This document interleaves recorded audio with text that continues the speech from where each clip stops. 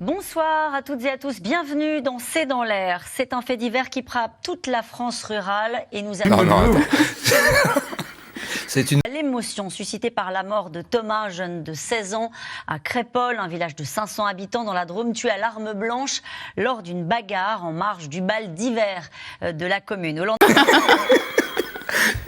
Certains Français, vous le verrez dans un reportage, choisissent parfois d'assurer eux-mêmes leur sécurité.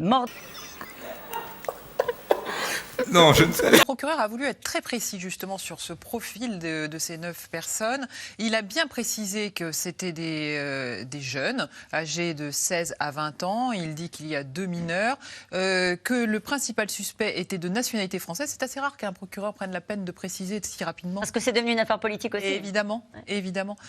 Donc il a pris la peine de préciser que non seulement c'était un jeune de nationalité française, mais qu'également il habitait dans le centre-ville de la ville voisine où s'est déroulé le drame.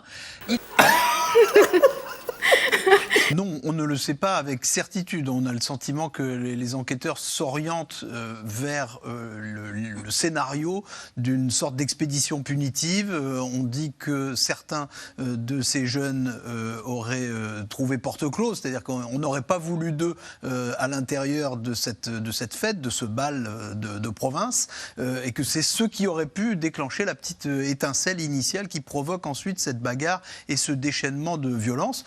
À ma connaissance, je parle sous le contrôle notamment d'Audrey, à ma connaissance, ce n'est pas formellement établi pour l'instant.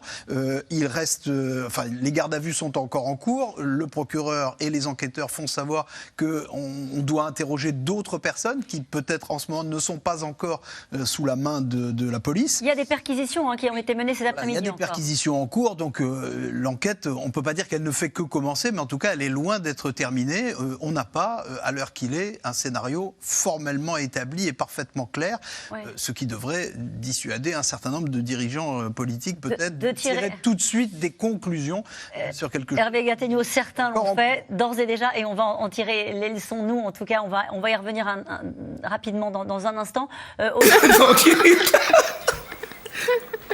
Pour le film.